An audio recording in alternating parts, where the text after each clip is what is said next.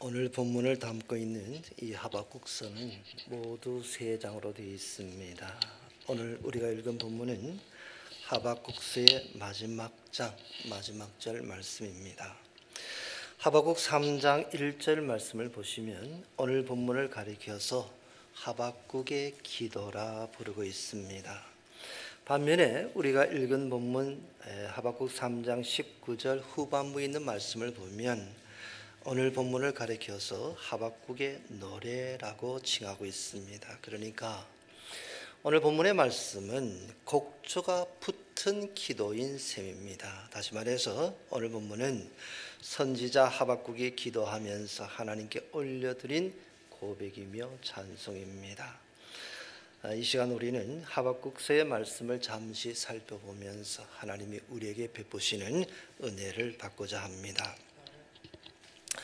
하박국서는 먼저 질문과 대답으로 시작을 하고 있습니다. 선지자 하박국이 2가지 질문을 하나님께 던집니다. 이에 따라서 하나님이 2번 대답을 하십니다. 그런 후에 선지자 하박국은 이에 대한 응답으로 하나님께 기도하면서 찬송하면서 하박국서를 끝맺음을 합니다.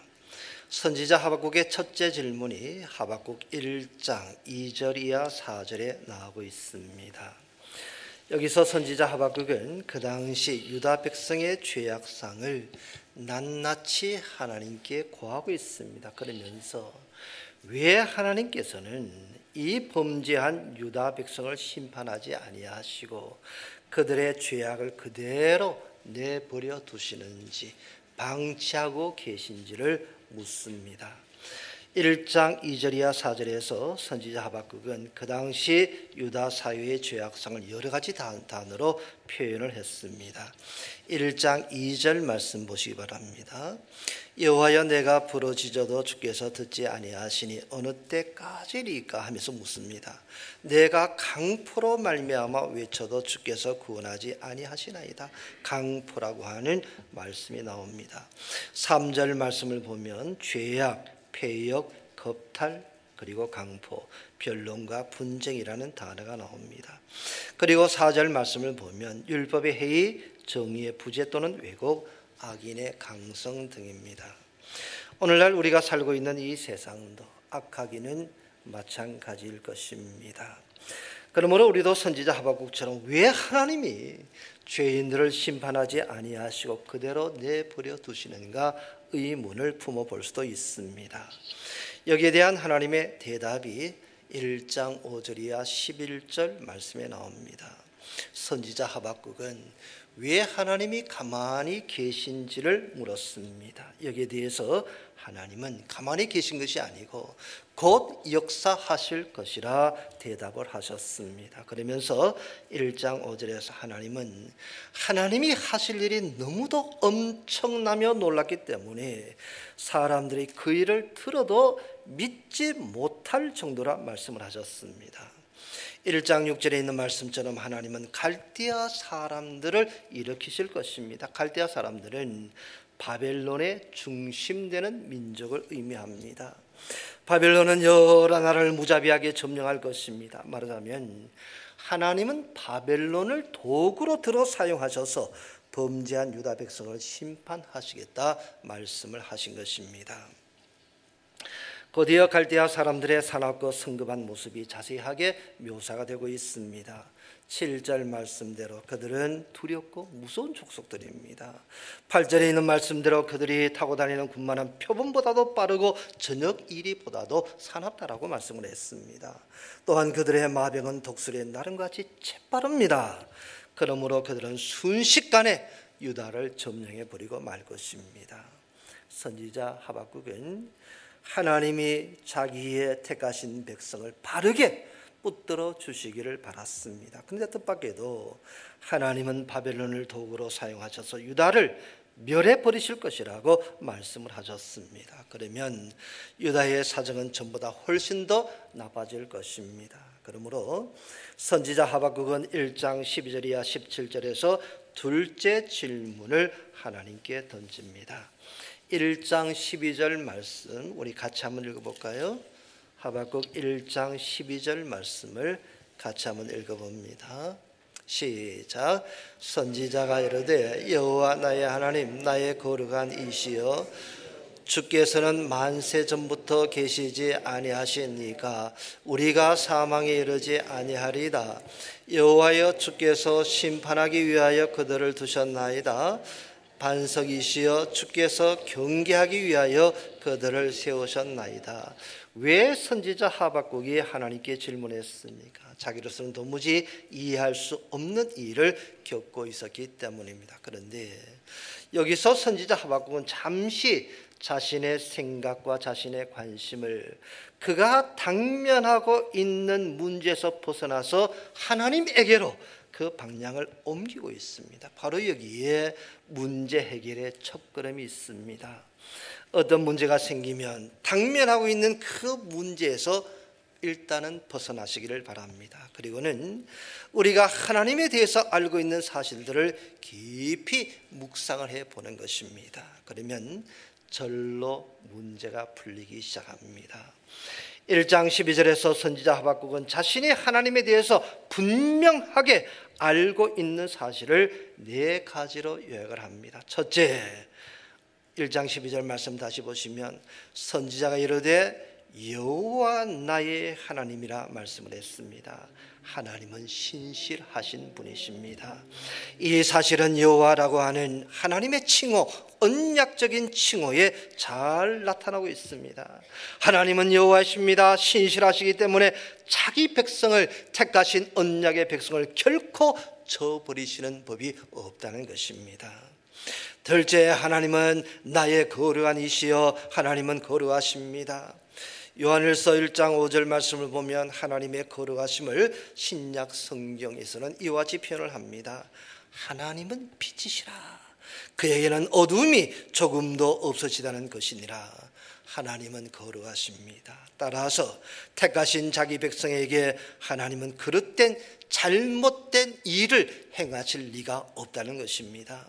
셋째, 하나님은 어떠하신 분이십니까? 계속해서 1장 12절 말씀을 읽어보면 주께서는 만세 전부터 계시지 아니하시니까 영원하시다는 것입니다. 역사를 창조하신 분도 영원하신 하나님이시고 역사를 주관하시는 분도 영원하신 하나님이십니다. 하나님은 영원하시기 때문에 자기 백성의 운명은 홀로 주관하고 계십니다. 넷째, 하나님은 어떠하신 분이십니까? 1장 12절 후반부에 있는 말씀을 보면 여호와여 주께서 심판하기 위하여 그들을 두셨나이다. 반석이시여 주께서 경계하기 위하여 그들을 세우셨나이다. 하나님은 전능하십니다. 그러므로 범죄한 유다를 심판하시고 경계하시기 위해서 하나님은 갈대아 사람들을 세우셨다는 것입니다. 바벨론은 어디까지나 하나님이 쓰시는 도구에 불과할 뿐이었습니다. 하나님은 전능하시기 때문에 그 누구도 하나님이 택하신 백성을 임의로 해할 수가 없는 것입니다. 이와 같이 선지자 하박국은 자신이 당면한 문제에서 잠시 벗어났습니다. 그리고는 하나님을 깊이 묵상했습니다. 하나님은 신실하시고 거룩하시고 영원하시고 전능하십니다. 이와 같이 하나님을 깊이 묵상한 후에 선지자 하박국이 얻게 된 결론은 무엇이었습니까? 1장 12절 말씀 다시 한번 보시기 바랍니다. 선지자가 이르되 여호와 나의 하나님 나의 거룩한 이시여 주께서는 만세 전부터 계시지 아니하시니까 우리가 어디에 이르지 아니하리이다? 사망에 이르지 아니하리다. 자연스럽게 그의 문제가 해결되고 있습니다. 이와 같이 문제가 생기면 그 문제에서 잠시 벗어나시기 바랍니다. 그리고는 하나님을 바라보면서 하나님을 생각하는 것입니다.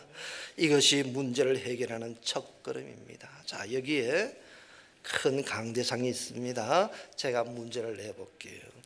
이 강대상에 손을 대지 않고 이 강대상을 작게 만드는 법이 있습니다. 2가지가 있습니다. 무엇일까요? 손을 대지 않고 이 강대상을 적게 만드는 겁니다. 어떻게 하면 작게 만들 수가 있습니까? 멀리서 바라보면 작게 보일 수밖에 없잖아요. 가까이서 보면 점점 커 보입니다. 그러나 멀리 떨어져서 바라보면 멀면 멀수록 작게 보일 수밖에 없잖아요. 또 한 가지 방법은 무엇입니까? 이 강대상 주변에 훨씬 더 큰 강대상을 여러 개 놓아버리는 겁니다. 상대적으로 이 강대상은 작게 보일 수밖에 없습니다. 이것이 바로 문제를 해결하는 겁니다. 문제에 집착하면 점점 그 문제가 커 보일 수밖에 없습니다.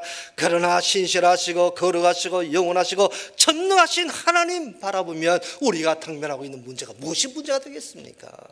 그것은 절로 해결될 수밖에 없는 사소한 그러한 문제일 수밖에 없는 것입니다. 그렇지만 선지자 하박국에게 또 하나의 질문이 있었습니다. 하나님이 범죄한 유다 백성을 심판하시겠다는 말씀은 이해갑니다. 그런데 왜 하필이면 갈대아 사람들을 하나님이 사용하시는지 이해가 되질 않았습니다. 그러므로 선지자 하박국은 둘째 질문을 하나님께 던집니다. 1장 13절 말씀을 또 한번 읽어봅니다. 1장 13절입니다. 시작. 주께서는 눈이 정결하심으로 악을 참아보지 못하시며 패역을 참아보지 못하시거늘 어찌하여 거짓된 자들을 방관하시며 악인이 자기보다 의로운 사람을 삼키는데도 잠잠하시나이까. 여기에 나오는 거짓된 자와 악인은 누구를 가리키겠습니까? 갈대아 사람들, 바벨론을 가리킵니다. 그리고 그들보다 의로운 사람은 유다 백성을 가리키고 있습니다. 갈대아 사람, 그 바벨론은 하나님을 아예 알지 못하는 이방 족속들입니다. 그러니 그들보다는 오히려 하나님을 알고 있는 유다 백성이 더 의롭다라고 말할 수 있을 것입니다. 두 번째 질문의 요지는 이러합니다. 하나님은 거룩하십니다. 거룩하신 하나님은 눈이 정결하심으로 악을 참아보지 못하시고 패역을 참아보지 못하십니다. 그런데도 어찌하여 거룩하신 하나님이 악인인 바빌론의 형통함을 그대로 내버려 두시는가 묻고 있는 것입니다. 어찌하여 악인은 잘 되고 형통한데 의인은 고난을 받고 있습니까? 매우 고전적인 질문이죠. 우리에게도 어렵고 힘든 문제가 생기면 누구라도 하나님에게 물어볼 수 있는 질문인 줄 압니다. 그런데 선지자 하박국은 하나님께 둘째 질문을 던진 후에 아주 지혜로운 태도를 취하고 있습니다. 2장 1절 말씀을 보시기 바랍니다. 내가 내 파수하는 곳에 서며 성루에 서리라. 그가 내게 무엇이라 말씀하실는지 기다리고 바라보며 나의 질문에 대하여 어떻게 대답하실는지 보리라 하였더니 뜬 눈으로 밤을 지새우는 파수꾼은 아침을 애타게 기다립니다. 마찬가지로 선지자 하박국도 자신의 질문에 대해서 하나님이 무엇이라 대답하실는지 기다리기로 했습니다. 그러니까 적어도 선지자 하박국에게는 하나님이 자신의 질문에 반드시 대답해 주실 것이라는 믿음이 있었던 것입니다. 문제 해결의 첫걸음이 무엇이었습니까? 문제에 집착하지 말고 그 문제에서 벗어나는 겁니다. 그리고 누구를 바라보며 누구를 깊이 생각하는 겁니까? 하나님을 깊이 생각하는 거죠. 문제 해결의 둘째 원리는 무엇입니까? 기다리는 겁니다. 내 때를 고집하지 말고 하나님이 대답하실 때를 기다리는 겁니다. 하나님이 정하신 때가 있습니다. 사랑하는 어린아이가 칼을 달라고 해서 칼을 주겠습니까? 어린아이가 자라서 장성하면 필요하면 얼마든지 부모는 어린아이에게 칼을 맡기는 것입니다. 문제 해결의 두 번째 원리는 하나님의 때를 기다리는 겁니다. 문제 해결의 셋째 원리가 있습니다. 그것은 하나님께 맡기는 겁니다. 나의 질문에 대하여 어떻게 대답하실는지 나는 하나님께 맡기고 가만히 지켜보리라. 여기에 바로 문제 해결의 셋째 원리가 있습니다. 내가 원하는 대답을 고집하지 말고 하나님이 어떻게 대답하실는지 하나님께 다 맡기는 것입니다. 시편 37편 5절 말씀입니다. 내 길을 여호와께 맡기라. 그를 의지하면 그가 이루시고 하나님께 맡기면 하나님께서 가장 좋은 때 가장 적절한 방법으로 모든 것을 친히 이루어 주시는 것입니다. 이와 같이 문제 해결의 원리는 간단합니다. 첫째, 문제를 생각하지 말고 하나님을 생각하는 것입니다. 둘째, 기다리는 것입니다. 셋째, 하나님께 맡기는 것입니다. 이와 같은 원리를 따라서 여러분이 당면하고 있는 문제를 지혜롭게 다 해결해 버리시기를 축원합니다. 선지자 하박국의 둘째 질문은 이러했습니다. 어찌하여 하나님은 거짓된 자들을 방관하시고 또 악인이 자기보다 의로운 사람들을 삼키는데도 잠잠하시니까? 이 질문에 대한 하나님의 답변이 2장 2절이야 마지막 절까지 하박국 2장 전체에 걸쳐서 나옵니다. 2장 2절 말씀과 3절 말씀을 또 같이 한번 읽어봅니다. 2장 2절과 3절입니다. 시작. 여호와께서 내게 대답하여 이르시되 너는 이 묵시를 기록하여 판에 명백이 새기되 달려가면서도 읽을 수 있게 하라. 이 묵시는 정한 때가 있나니 그 종말이 속히 이르겠고 결코 거짓되지 아니하리라. 비록 더딜지라도 기다리라. 지체되지 않고 반드시 응하리라. 선지자 하박국은 하나님의 대답을 묵시로 받았습니다. 그러므로 하박국 1장 1절 말씀을 보면 선지자 하박국이 묵시로 받은 경고라 이 말씀으로 시작을 했습니다. 하나님은 선지자 하박국이 받은 묵시를 판에 명백히 새겨서 달려가면서도 그것을 읽을 수 있게 하라고 말씀을 하셨습니다. 왜요? 하나님의 말씀은 모든 사람들에게 신속하고도 분명하게 전해져야 하기 때문이었습니다. 3절에 있는 말씀을 보면 하나님의 묵시는 정한 때가 있다라고 하셨습니다. 다시 말해서 하나님이 선지자 하박국의 질문에 대하여 대답하신 내용은 하나님이 정해 놓으신 때에 이루어질 것입니다. 그러나 3절 끝부분에 있는 말씀처럼 그때는 지체되지 않을 것이라 하셨습니다. 그 종말 곧 갈대아 사람들 바벨론의 종말은 속히 이를 것이라 말씀을 하셨습니다. 주전 586년 하나님은 바벨론을 세우셔서 범죄한 유다를 심판하셨습니다. 그로부터 불과 50여 년 정도 지난 주전 530년이었습니다. 하나님은 메대와 바사 연합군을 들어서 바벨론을 이 지상에서 완전히 쓸어버리셨습니다. 과연 하나님의 묵시는 하나님이 정하신 때 그대로 응하여졌습니다. 그리고 하나님이 말씀하신 대로 갈대아 사람들의 종말은 속히 이르렀습니다. 하나님은 먼저 범죄한 유다를 심판하셨고 그 후에는 도구로 사용하셨던 바벨론을 또한 심판하셨습니다.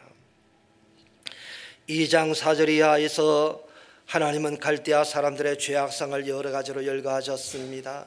그들의 죄악은 크게 8가지로 요약이 됩니다. 첫째는 4절 말씀을 보면 교만, 그의 마음은 교만하며 교만. 둘째는 5절 말씀에 나오는 거짓. 셋째는 또 5절에 나오는 탐욕. 넷째는 7절과 8절에 나오는 노략. 다섯째는 9절에 나오는 착지. 여섯째는 12절에 나오는 피 흘림. 일곱째는 17절에 나오는 강포. 그리고 여덟째는 18절에 나오는 우상숭배입니다. 우리가 생각하기에는 우상숭배가 가장 큰 죄일 것 같은데 오히려 하나님은 가장 큰 죄를, 첫 번째 되는 죄를 교만으로 돌리고 있습니다.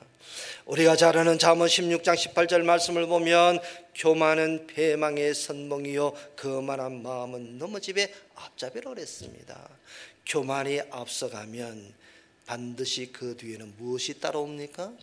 패망이 따라옵니다. 교만은 패망의 선봉이요. 왜? 하나님은 교만한 자를 대적하시기 때문입니다. 그러나 겸손은 존귀의 길잡이라고 그랬습니다. 우리가 스스로 우리 자신을 낮추면 하나님 우리를 존귀하게 하십니다. 하나님이 우리에게 은혜를 베풀어 주시고 우리를 높여 주십니다. 아울러 하나님은 갈대아 사람들을 향하여 5번이나 반복해서 화 있을진저라고 말씀을 하셨습니다.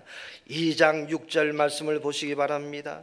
그 무리가 다 속담으로 그를 평론하며 조롱하는 시로 그를 풍자하지 않겠느냐. 곧 이르기를 뭐 있을진저? 화 있을진저. 알면서 대답하지 않는 사람은 나쁜 사람입니다.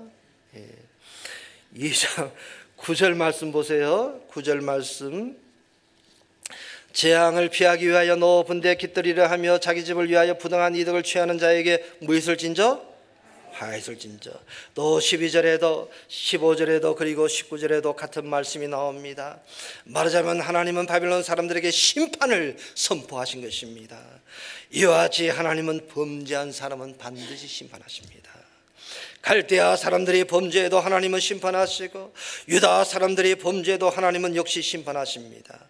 이는 언제 어떻게 하나님이 심판하시는가 정도의 차이가 있을 뿐입니다. 그런데 하나님은 긍휼이 풍성하십니다.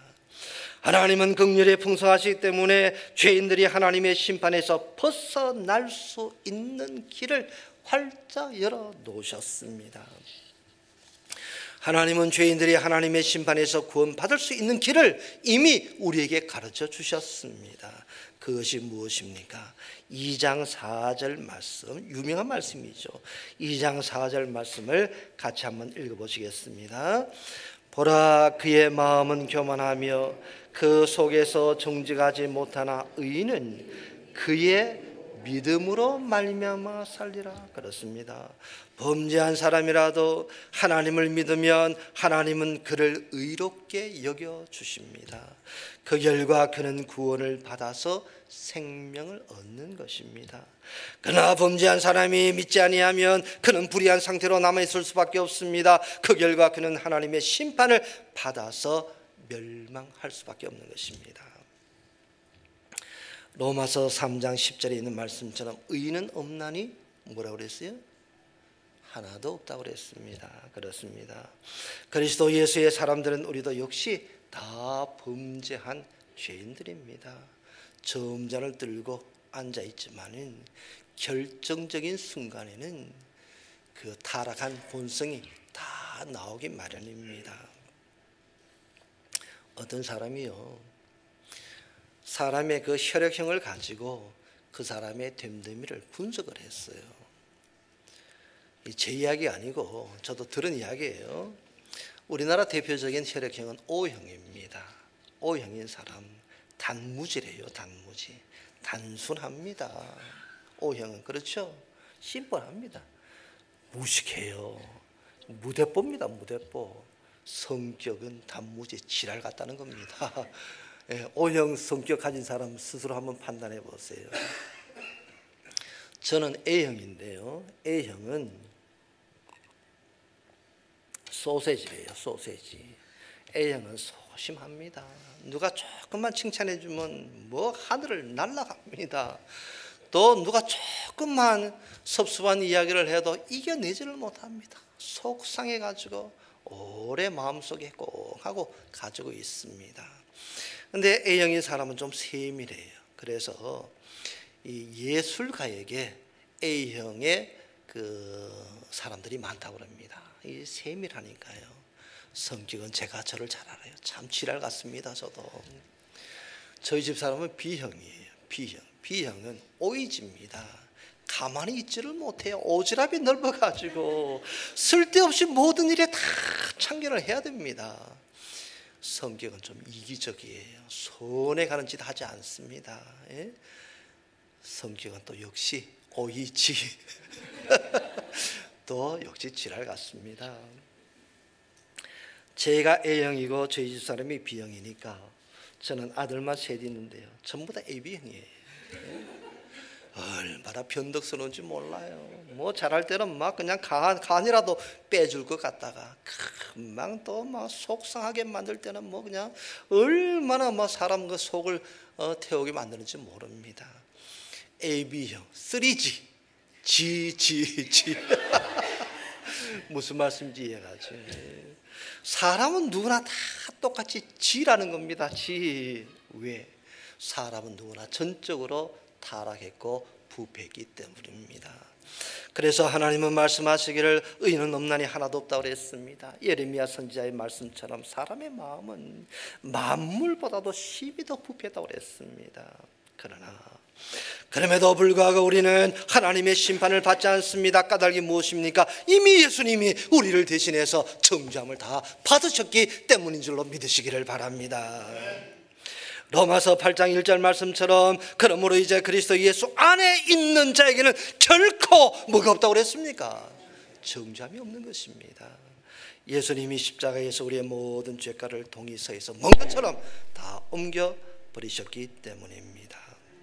그런데 하나님이 열어놓으신 이 구원의 길을 알지 못하는 사람, 다시 말해서 하나님이 보내신 독생자 그리스도 예수를 영접하지 않은 사람은 하나님의 심판을 받을 수밖에 없는 것입니다.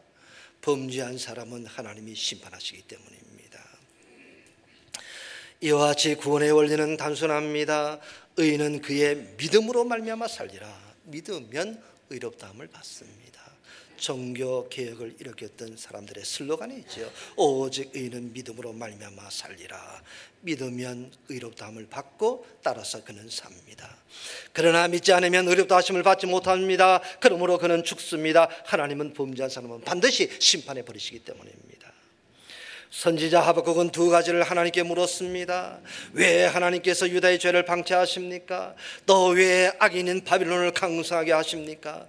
하나님은 대답하셨습니다. 바벨론을 들어서 범죄한 유다 백성을 심판할 것이다. 그런 후에 바벨론도 역시 심판할 것이다. 여기에 대한 선지자 하박국의 응답이 바로 하박국 3장의 말씀입니다. 3장 1절 말씀을 보시기 바랍니다. 시기에 어느 새에 맞춘 선지자 하박국의 뭐라? 기도라 말씀을 했습니다. 시기에 오노스는 음악적인 용어입니다. 3장 19절 오늘 우리가 읽은 본문 후반부 말씀을 보면 이 노래는 지휘하는 사람을 위하여 내 수금에 맞춘 것이라 그랬습니다. 그러니까 하박국 3장은 곡조를 붙인 기도인 셈입니다. 선지자 하박국의 기도는 크게 네 요소로 이루어집니다. 첫째가 간구입니다. 2절 말씀에 나옵니다. 둘째는 회상입니다. 3절이야 15절 말씀입니다. 지난날 하나님이 택하신 백성 이스라엘 위해서 역사하신 바를 쭉 회상해 보는 것입니다.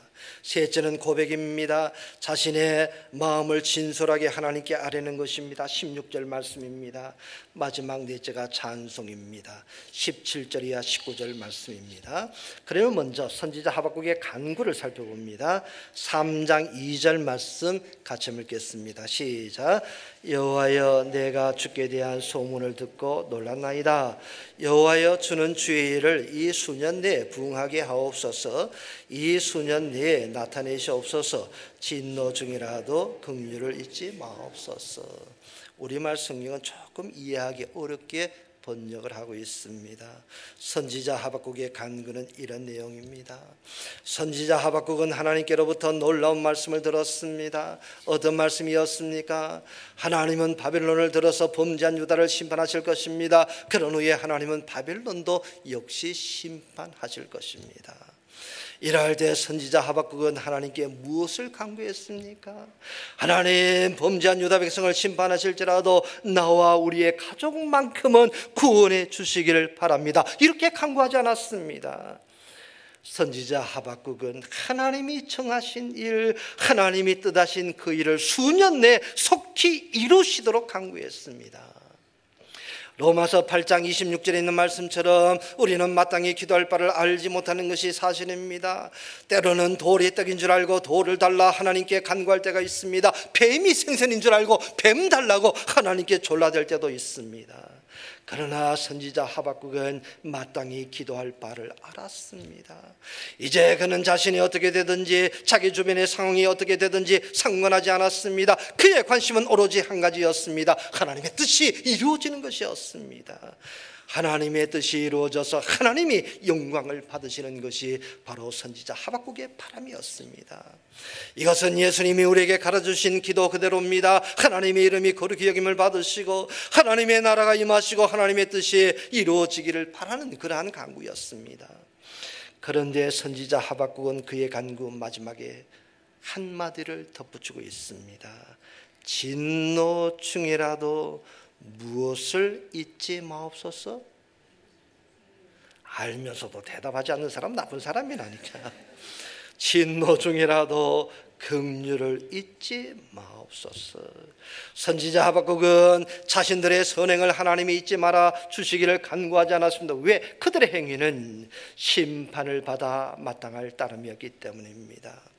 선지자 하박국은 하나님이 하나님 자신의 긍휼을 잊지 마시기를 간구했습니다.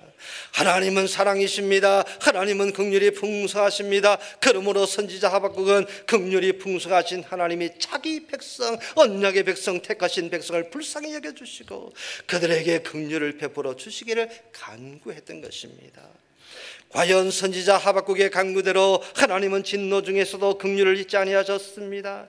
하나님의 심판으로 유다는 바빌론에서 멸망을 당했습니다. 그러나 하나님이 그들에게 긍휼을 베풀어 주셔서 유다는 70년 만에 포로 생활을 청산하고 조국으로 돌아와서 다시금 고국을 건설할 수 있었습니다. 이제 선지자 하박국의 기도는 간구에서 회상으로 이어집니다. 3장 3절 이하 15절에서 선지자 하박국은 지난날 하나님이 자기 백성을 위해서 이스라엘 위해서 역사하신 바를 시적으로 아름답게 묘사를 하고 있습니다. 먼저 3장 3절 이하 4절 말씀은 시내산에서 하나님과 그의 백성이 언약을 맺으실 때의 광경입니다. 여기에 나오는 대만과 바란산은 시내산에서 가까운 곳입니다. 하나님은 영광 가운데 시내산에 강림하셔서 출애굽한 이스라엘 백성과 언약을 맺으셨습니다.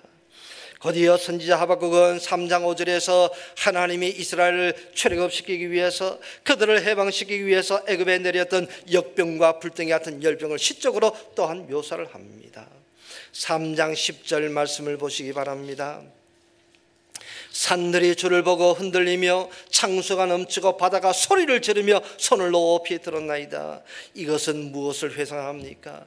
하나님이 이스라엘을 위해서 홍해와 요단강을 가르셨던 사건을 회상하고 있습니다. 3장 11절 말씀 보시기 바랍니다. 날아가는 주의 화살의 빛과 번쩍이는 주의 창의 광채로 말미암아 해와 달이 그 초소에서 멈췄나이다. 이 사건은 언제를 회상합니까?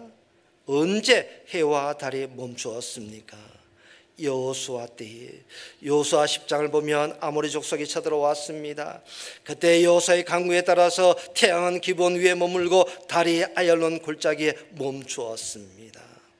12절과 13절인 말씀처럼 하나님은 이와 같은 놀라우신 역사하심을 통해서 주변에 있는 열국들을 다 심판하시고 자기 백성 이스라엘을 구원해 주셨습니다. 이와 같이 선지자 하박국은 지금까지 지난 날 동안 하나님이 자기 백성을 위하여 역사하신 바를 쭉 돌이켜보면서 어떤 결론을 내릴 수가 있었겠습니까? 1장 12절에서 그가 이미 내렸던 결론 곧 뭐예요? 우리가 어디에 이르지 아니하리이다? 까마귀 고기를 삶아 드셨어요? 우리가 어디에 이르지 아니하리다? 사망에 이르지 아니하리다 하는 결론을 다시 한번 내릴 수 있었을 것입니다. 그렇습니다. 하나님은 신실하시고 거룩하시고 영원하시고 전능하십니다. 하나님은 지금까지 자기 백성을 돌보신 것처럼 앞으로도 또 지금도 변함없이 언제나 자기 백성을 돌보시고 지켜주시고 발걸음을 인도해 주실 것입니다. 믿으십니까? 그러므로 선지자 하박국은 이전에 자신이 내렸던 결론을 다시 한번 확신하게 되었을 것입니다. 우리가 사망에 이르지 아니하리이다. 선지자 하박국의 기도에 들어있는 셋째 요소는 고백입니다. 그의 기도는 간구에서 회상으로, 회상에서 고백으로 넘어갑니다. 선지자 하박국의 고백은 전혀 꾸밈이 없습니다. 3장 16절에서 선지자 하박국은 자신의 심정을 솔직하게 하나님께 아뢰고 있습니다.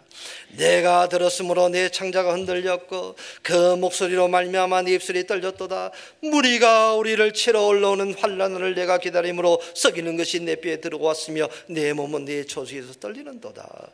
선지자 하박국은 하나님의 말씀을 들었습니다. 하나님의 말씀대로 이제 곧 바빌론을 유다를 침공할 것입니다. 많은 사람들이 죽임을 당할 것입니다. 그들의 집과 토지는 완전히 초토화될 것입니다. 이에 선지자 하박국은 자신에게 있는 두려움을 솔직하게 하나님께 아뢰었습니다. 선지자 하박국의 기도 가운데 등장하는 마지막 넷째 요소는 찬송입니다.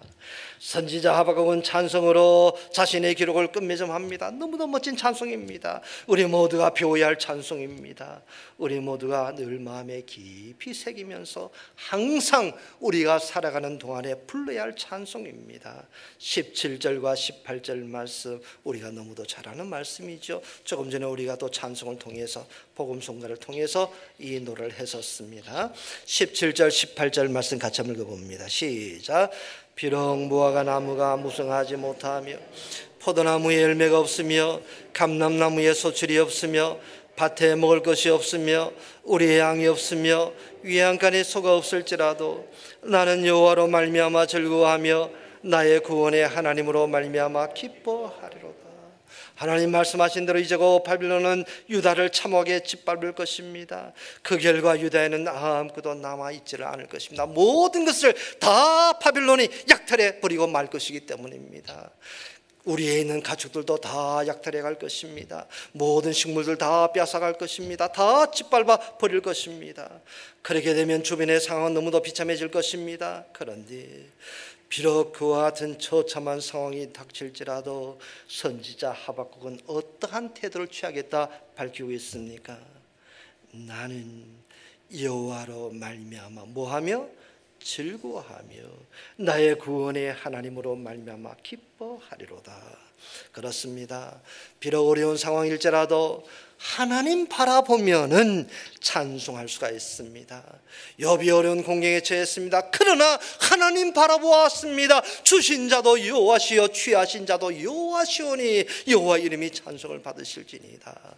하나님 바라보면 찬송할 수가 있습니다. 바울과 실라가 감옥에 갇혔습니다. 많은 매를 맞았습니다. 그러나 하나님을 바라보니까 밤중에 기도하며 찬송할 수가 있었습니다. 사랑하는 성도 여러분, 어려운 문제가 생겼습니까? 문제를 바라보면 힘들어질 뿐입니다. 하나님 바라보시기 바랍니다. 즐거움과 기쁨으로 찬송하게 될 것입니다. 의인은 그의 믿음으로 말미암아 살리라. 이와 같이 말씀하신 하나님께서 친히 역사하시면서 우리를 구원해 주실 것입니다. 오늘 본문 하박국 3장 19절 말씀 같이 한번 읽으시고 마치도록 하겠습니다. 3장 19절 말씀입니다. 시작. 저 여호와는 나의 힘이시라. 나의 발을 사슴과 같게 하사 나를 나의 높은 곳으로 다니게 하시리로다. 이 노래는 지휘하는 사람을 위하여 내 수금에 맞춘 것이니라. 이제 마지막으로 선지자 하박국은 하나님의 구원하심을 찬양하고 있습니다. 하나님은 그의 힘이십니다. 그렇습니다. 하나님이 우리의 힘이십니다. 물질이 우리의 힘이 아닙니다. 사람이 우리의 힘이 아닙니다. 세상 권력이 우리의 힘이 아닌 것입니다. 하나님, 신실하신 하나님, 거룩하신 하나님, 영원하신 하나님, 전능하신 하나님이 우리의 힘이 되십니다. 하나님은 그의 발을 사슴과 같게 하실 것입니다. 사슴이 재빨리 달립니다. 사나운 맹수의 위협에서 벗어납니다. 마찬가지로 하나님은 속히 그를 환난에서 구원해 내실 것입니다. 아울러 하나님은 그를 그의 높은 곳으로 다니게 하실 것입니다. 사슴이 높은 곳을 자유롭게 다닙니다. 마찬가지로 하나님은 그를 높여 주실 것입니다. 다시 말해서 하나님은 그의 모든 공경을 다 돌이켜 주시고 그의 지위를 다시금 회복시켜 주실 것입니다. 이와 같은 회복의 역사가 여러분 모두에 있기를 바랍니다. 하박국서의 마지막 말씀입니다. 이 노래는 지휘하는 사람을 위하여 내 수금에 맞춘 것이니라. 이 노래는 지휘자를 따라서 함께 불러야 하는 것입니다. 나 혼자 부르는 노래가 아니라 우리 모두가 다 함께 불러야 하는 찬양입니다. 수금에 맞추어 불러야 한다고 그랬습니다. 성경에서 수금은 언제나 기쁘게 즐겁게 노래할 때 사용되어지는 악기입니다. 다윗이 수금을 잘 켰습니다. 그러자 사울에게 들었던 악령이 다윗이 수금을 킬 때 물러갔다고 그랬습니다. 이와 같이 이 노래는 즐겁게 기쁜 마음으로 울면서 원망하면서 부르는 노래가 아니라 기쁘게 즐겁게 불러야 하는 찬양인 것입니다. 사랑하는 성도 여러분, 조국을 떠나서 이민 생활, 때로는 힘든 일이 있으실 것입니다. 우리의 형편이 좋지 않을 수도 있습니다. 우리의 고국도 지금 혼란스럽습니다. 정치적으로 참 어려운 지경에 처해 있습니다. 그러나 하나님을 바라보기를 바랍니다. 지난날 하나님이 우리에게 베푸신 풍성한 은혜를 생각하며 감사하십시다. 일제치하에서 우리를 구원해내셨습니다. 6.25 동란의 폐허에서 우리를 이와 같이 부강시켜 주셨습니다. IMF에서도 우리를 구원해 주셨습니다. 우리를 택하신 은혜, 우리를 이곳으로 인도하시고 지금까지 눈동자처럼 지켜주시고 앞서가시면서 모든 것을 여호와 이레로 예비해 주신 하나님의 그 은혜, 풍성한 은혜를 생각하면서 하나님께 감사할 수 있는 우리들이 되기를 바랍니다. 그러면서 우리의 마음에서 우러나오는 기쁨과 또 즐거움의 찬송을 하나님께 드리십시다. 하나님은 우리의 힘이십니다. 하나님은 우리의 발을 사슴과 같게 하실 것입니다. 하나님은 우리를 우리의 높은 곳으로 다니게 하실 것입니다. 우리의 사는 날 동안 이 하박국의 기도와 노래를 늘 하나님께 드리면서 우리의 힘이 되신 하나님 바라보면서 늘 기쁨과 감사 속에 살아가는 서문장로교회 모든 성도님들이 다 되시기를 우리 주 예수 그리스도 이름으로 축원합니다. 기도하시겠습니다.